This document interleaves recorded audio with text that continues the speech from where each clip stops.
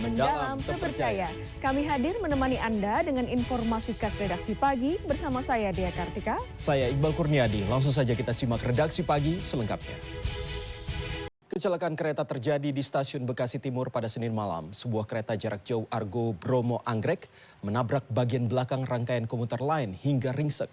Hingga Selasa pagi, terdata 5 penumpang KRL tewas dalam kejadian ini. Sementara proses evakuasi penumpang lain yang masih terjebak sudah berlangsung sejak Senin malam. Berikutnya, sakit hati diejek usai kalah bermain sepak bola. 2 remaja menyiram air keras kepada seorang remaja.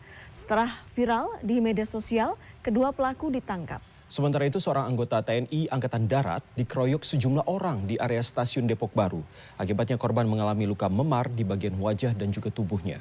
Selengkapnya kami rangkum dalam Metropolitan. Kecelakaan maut melibatkan sebuah truk dengan sepeda motor berpenumpang 3 orang terjadi di Pangkal Pinang, Bangka Belitung pada Senin siang. 2 penumpang motor tewas di lokasi kejadian. Sementara karena sepeda motor oleng akibat menghantam lubang jalan, seorang ibu pengendara motor tewas seketika akibat tergilas truk di Jalan Nasional Cikande, Serang, Banten. Sebuah sepeda gunung melewati pagar rumah warga. Sementara tim Resmob Polda Lampung meringkus 1 dari 4 orang komplotan pembobol ATM lintas kabupaten. Polresta Yogyakarta mengungkap motif kasus dugaan penganiayaan dan penelantaran yang menimpa puluhan anak di daycare LA di kawasan Soro Sutan Umbul Harjo, Kota Yogyakarta. Polisi menduga pengelola daycare LA mengejar pemasukan besar dengan menerima sebanyak mungkin anak untuk dititipkan. 13 orang telah ditetapkan sebagai tersangka.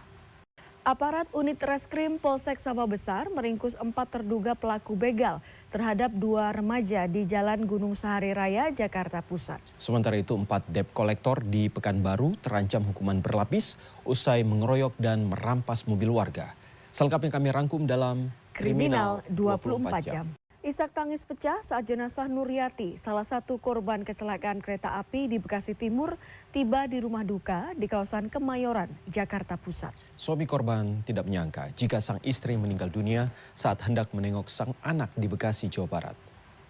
Sejumlah keluarga dan kerabat korban kecelakaan KRL yang ditabrak kereta api jarak jauh di stasiun Bekasi Timur mendatangi ruang jenazah Rumah Sakit Umum Casbullah Abdul Majid, Bekasi, Jawa Barat pada Selasa dini hari. Tangis haru keluarga pecah saat mengetahui korban meninggal dunia.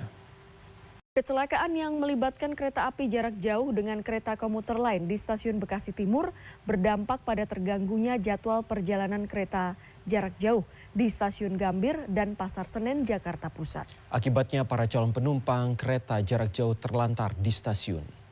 Ke informasi berikutnya, hendak menyelamatkan anaknya yang terseret ombak, seorang ibu ikut tergulung ombak di Pantai Sundak, Gunung Kidul, Yogyakarta. Sementara itu aksi seorang pengunjung di Pantai Biru Makassar, Sulawesi Selatan yang duduk di atas seekor penyu menjadi viral di media sosial. Selengkapnya kami rangkum dalam Indonesia 24 Jam. Sejumlah calon haji di Polewali Mandar, Sulawesi Barat terpaksa jalan kaki sejauh 200 meter menuju lokasi pemberangkatan lantaran terjebak macet akibat membludaknya kendaraan yang mengantar kerabatnya berangkat haji. Sejumlah warga juga terlibat saling dorong dengan petugas saat memaksa masuk ke dalam gedung tempat berkumpulnya jemaah sebelum diberangkatkan. Kita kembali ke informasi tabrakan kereta jarak jauh dan kereta komuter di Bekasi. Untuk mengetahui kondisi terkini pasca tabrakan kereta jarak jauh Argo Bromo Anggrek dan kereta komuter di stasiun Bekasi Timur, sudah ada produser lapangan CNN Indonesia Gita Meningrum. Selamat pagi Gita, bagaimana proses evakuasi korban hingga saat ini? Kita beralih ke informasi lainnya. Kawasan Simpang Dago, Kota Bandung, Jawa Barat ini selalu ramai pada pagi hari. Ada berbagai pedagang yang menjajakan makanan untuk sarapan mulai dari lotek, batagor sampai juga dengan kue basah. Nah, ini seperti apa kelezatan kuliner pagi hari di Dago? Kita simak liputan koresponden Kiki Haryadi dan juru kamera Rizky Rahadian berikut ini.